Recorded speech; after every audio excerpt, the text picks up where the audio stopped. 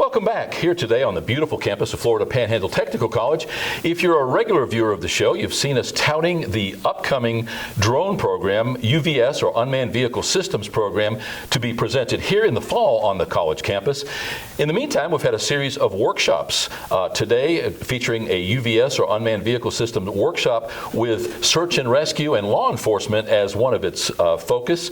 Here today with Maynard Factor with Microsystems. Maynard here with a remote-controlled vehicle today, part of that presentation. When we come back, we're going to talk to Maynard about his business, about the future of unmanned vehicles. In this case, he's dealing with actual on-the-road vehicles, talking about quadcopters, talking about all that entails the military and now, more importantly, the civilian applications, how that factors into the offerings in Northwest Florida. To the best of our knowledge, at last word, we have upwards of 20,000 jobs to be generated in the drone-related markets in just Northwest Florida over the next 10 years. Pretty exciting stuff. When we come back, we're going to talk to Maynard about all this and more, and we will be right back.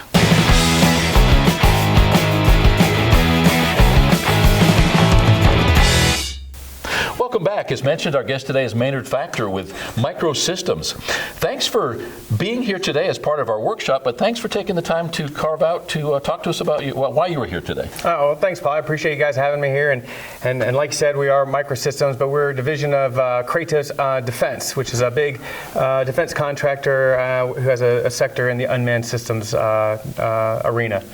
Yeah, and in our talk, in our casual conversation over it when you were doing the presentation, you guys are highly focused on the military applications, but one thing that we say again and again is that with the drawdown of in the conflicts overseas, we're seeing more and more commercial applications, domestic applications of those same systems. So far, I don't think they've found a use for the Predator Hellfire missiles, but that'll probably come. But the way that has drilled down in the applications that we're seeing in everyday life, talk a little bit about your business and what you do and how you kind of married into what we're talking about today. Sure. Well, like I said, we are a defense contractor, and our primary customers are the military, the Air Force, Army, and Navy. And we have developed a variety of unmanned systems technologies. So we do high-performance aerial target drones for testing, training, and weapons evaluation. We do unmanned ground control systems where we can outfit a human-driven vehicle with a electromechanical kit to automate that vehicle. And we do some sea surface target or unmanned sea surface vehicle technologies.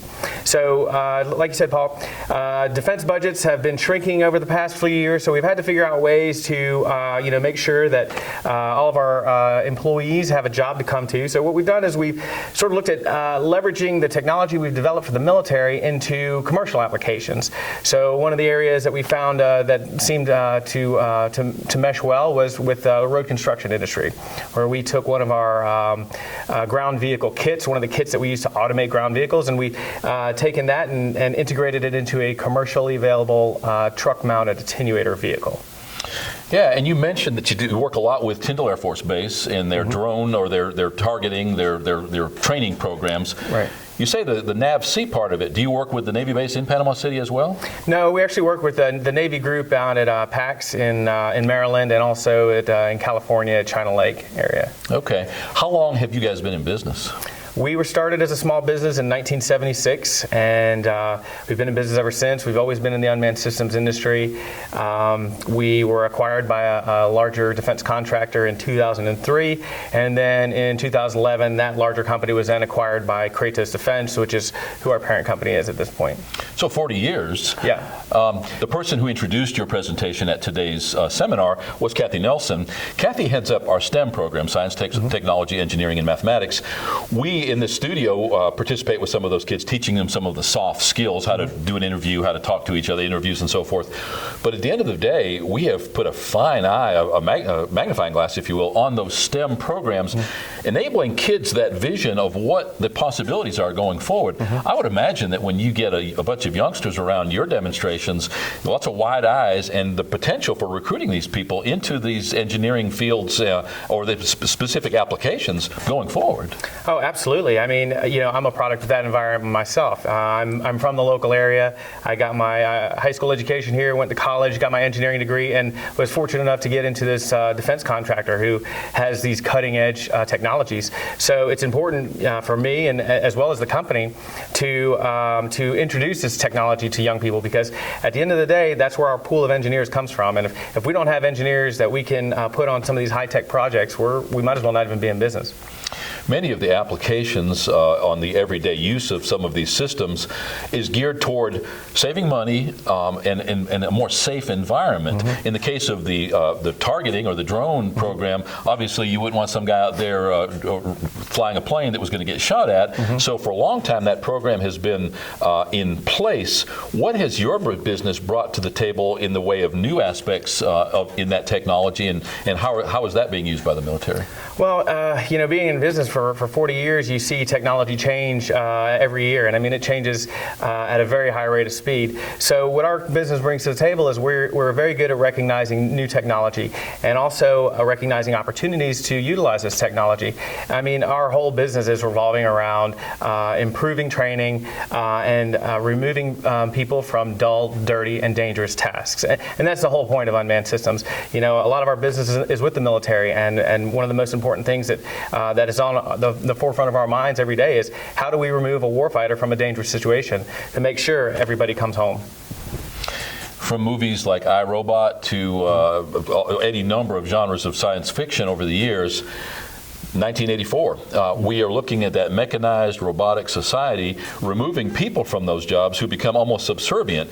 Obviously, that's taking it to that nth degree. What are your personal feelings? Since you've been steeped in this industry, do you see, obviously, with robotics and with with unmanned systems, there is somebody that's still overseeing, still pushing the button, still designing in the case of engineers.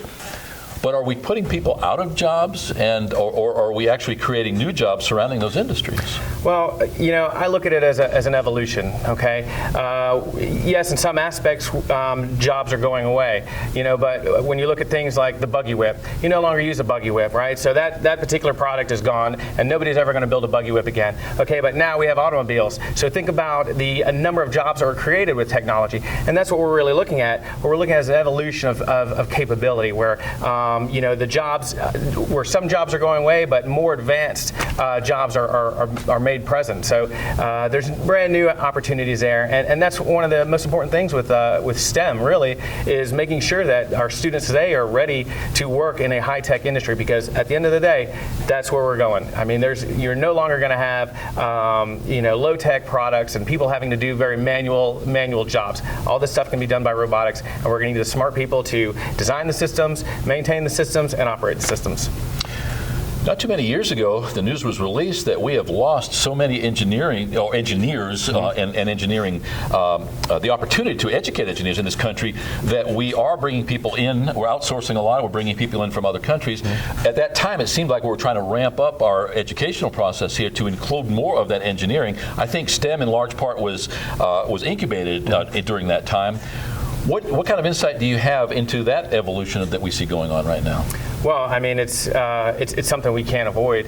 If we're going to be a global superpower, we have to have the engineers and the people with the skills to develop these products. Because I do a lot of international business, and I visit different foreign military bases and foreign companies, and I see the high-tech stuff that they're doing. And if we don't get on board and we don't take advantage of the education opportunities that we have, we are going to fall way behind. So it's good that we're moving forward. Yeah, and not to tread on any kind of confidentiality or anything that you as a government subcontractor can't discuss, but where do we stack up? Is the United States behind the 8 ball right now? If so, are we scrambling to catch up? Is there an awareness on our part that we have to catch up and we are doing that? Or are we helplessly far behind? Well, I think that we're still a global leader. We still have the best and brightest folks, compared to the areas, the other countries that I visited. What I see other countries doing is they're trying to catch up to us. Okay, they're trying to develop systems that they see that we have. Okay, so we're still on the front edge of the leading edge of technology, and we can continue to maintain that, and we can continue to spread the gap between the technology that we have and some of our other countries, and that's how I see that the United States will always maintain as a superpower. We're enjoying, laughably, what we call the boomerang generation right now. About a third of the students who graduate college moving back home with mom and dad, $110,000 worth of school debt, and don't have a marketable skill. You yourself are a product of that university process. You're an engineer. Would you agree with me that there's definitely a need for the technical college campuses such as the one we find ourselves on today, putting out welders, cosmetologists, culinary specialists, cybersecurity, drafting, pharmacy tech, in this case audio production? How do you feel about that evolution and the fact that not everybody maybe is predestined to go to 4U college? Well, I look at it like this. Each and every person that walks the earth is a business, okay? And you have to have a marketable skill that somebody is going to want to pay you for your ability. How do you differentiate yourself from another person? Okay, so what I think young people need to think about when they're choosing a curriculum to go through a 4-year college and they're investing their time and all their money, is they need to think of how is the skills that I'm going to learn in the university going to make me marketable? How am I going to get a job? Who's going to pay me to do for them what they need done? So if you have an engineering degree, I can say from my own personal experience that I have never had to look for a job. The minute I graduated, I had a job, and I've got different organizations and companies that I work with. They're offering jobs. It's a commodity. I mean, a person that has an engineering degree is definitely somebody who is desirable. What's the best aspect of doing what you do for a living? I mean, I like to play with toys. So, I mean, the best thing is, designing a system and seeing the system go from an idea on a piece of paper to a full rate production job where you have designed something, you know that there's somebody out there that needs it, and then you can see the project as it goes from pencil and paper through the CAD, the computer aided design group, and the engineering, and it develops, and you get your prototype, and you work with the prototype to get it working, and then from prototype you initiate all the changes that need to get it fine-tuned, and then boom, you're releasing it to the market, and you actually see something that you've developed actually in use and helping people. Through our work here, we work with a lot of students, and those students range from pre-kindergarten all the way up to older adults through our adult education program here. What advice would you have for that student, perhaps in middle school, maybe being hammered a little bit by the guidance counselor to start making a choice, and we both know at that age we don't have a clue. But what advice would you give to a student, either in middle school or high school, looking forward and some of the job opportunities or some of the potential challenges and opportunities of which they should be aware? I would tell them exactly what my father told me when I was in elementary school, and that was focus on math and science. Everything else comes easy. You focus on math and science, you develop those skills, you're not going to have a problem. And he was absolutely right. He's absolutely right. In this high-tech industry in which you find yourself, neck deep, and enjoying every minute of it, what are some of the challenges? Well, the challenges really are, being able to meet some of the requirements that come out of, let's say, from our customers, the different military organizations. They have, 30-year, visions of where they need to be, and some of these concepts that they want will require very advanced technology. Some technology that's not even available yet. So the challenges are really how can you get from where we are at point A to point B, and how can you develop and cultivate some of these engineering accomplishments. Thank you for taking the time to be here in the studio. More importantly, thanks for being part of our workshop today. We recognize wholly and staring full in the face the opportunities presented by that UVS market. In your case, working with defense, all the way down to the point where with this fall class that we'll be teaching here, giving people the ability to go out there as an entrepreneur, selling aerial video or photo services, and everything in between. So thank you so much for being here. Thank you, sir. I appreciate it. We would very much like to reserve the ability, maybe as we spoke earlier, to visit you over in Fort Walton at some point of your choosing, to be able to highlight what you guys do. Again, introducing our young people here, or even the younger adults still open to a career change, about all the opportunities. Sure, I'd be happy to do it. Thanks again. Sure, thank you, sir. Here right now with Maynard Factor with Microsystems, part of our UVS, or Unmanned Vehicle Systems workshop here on the campus of Florida Panhandle Technical College, all in preparation for our upcoming fall 2016 offering of the drone program. If you're interested, you can visit us online at fptc.edu. You can certainly stop by here, Student Services on Hoyt Street in downtown Chipley. Hopefully you learned something today. I know I do with every show, and believe me, that is the absolute truth. We appreciate people like Maynard coming on, giving us an insight into things that ordinarily we wouldn't be able to see in our everyday life. We'll be right back.